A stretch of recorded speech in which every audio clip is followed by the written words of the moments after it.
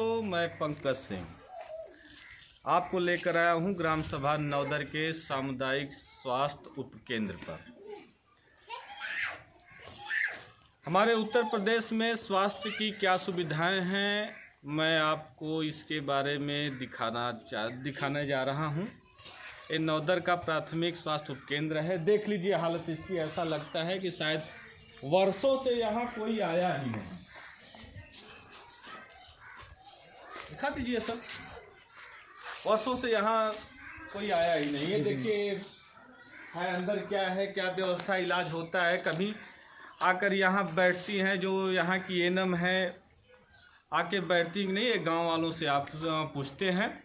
इसकी हालत देखकर तो ऐसा लगता है कि शायद ये कई वर्षों से बंद है, कहीं कोई आता जाता इसमें नहीं है। हम आइए गांव वालों से बात करते हैं। ये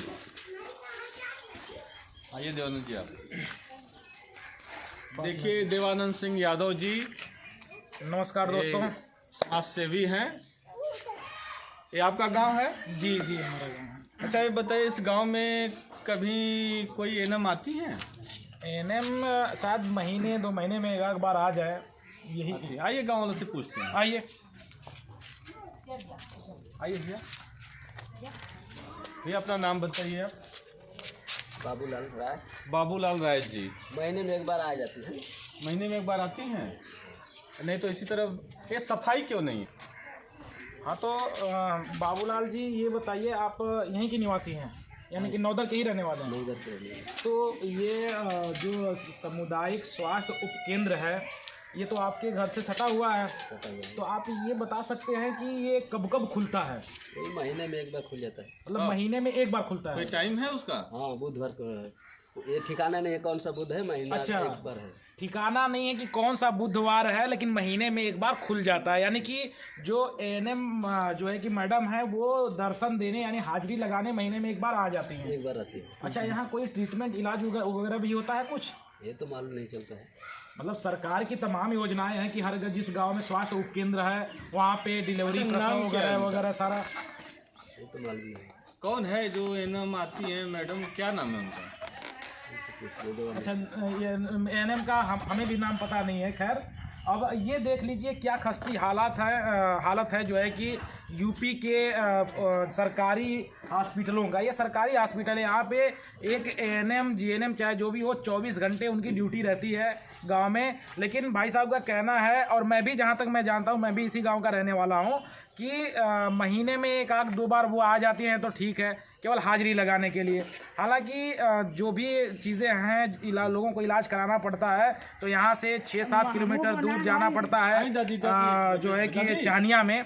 और अब आपको बता दें कि यहाँ पे इंजेक्शन वगैरह के लिए छोटी बड़ी एक गांव की आशा है, शायद वो कभी कभी जो है कि छोटी बड़ी समस्याओं को जो है कि वो देख लेती हैं। जैसे इंजेक्शन वगैरह लगाना होता है, बच्चों को टीका लगाना होता है, तो वो करती है। आइए अब लेकर चलते हैं, एक माता जी हैं गाँव की, अब इनसे पूछते हैं स्कूल के बारे में, इसे शौचालय के बारे में।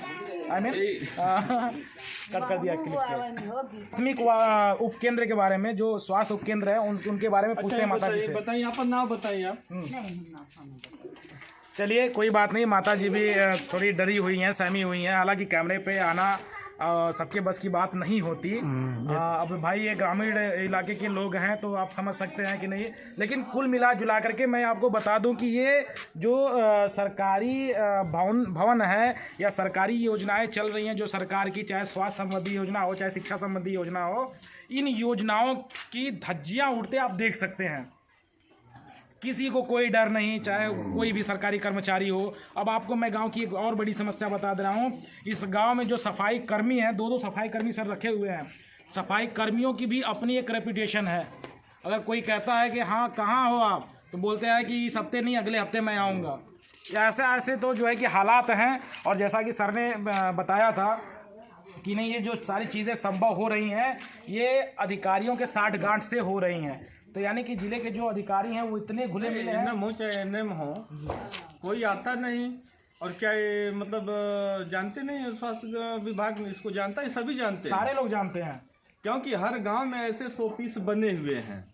लाखों रुपए खर्च करके सरकार, करोड़ों रुपए खर्च करके ऐसे भवन बनाती है मात्र शोपीस के लिए। यह जुआरियों का, नशेड़ियों का अड्डा बन चुका है, क्योंकि सबसे सेफ जगह है।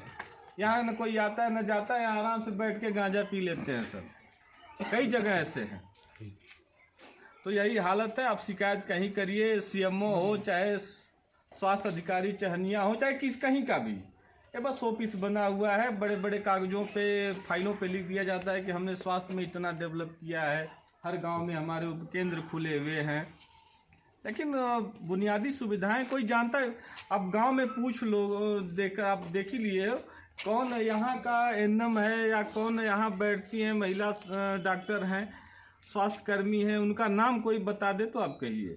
और चलिए गांव में पूछिए कि उनका नाम क्या है। ये भी मैं बता दे रहा हूँ आपको कि यहाँ जो एएनएम जेएनएम जो एएनएम है, वो उनकी पोस्टिंग लगभग 15 से 20 साल हो गए होंगे। वो 15 से 20 साल की पोस्टिंग है, लेकिन गांव के लोग नाम नहीं जान पाए। तो इसका मतलब आप समझ सकते हैं कि वो महीने में कितनी बार, साल में कितनी बार आती होंगी। हाँ, यही बात है। चलिए पूछे, गांव में पूछे कई लोगों से, इनका नाम क्या है।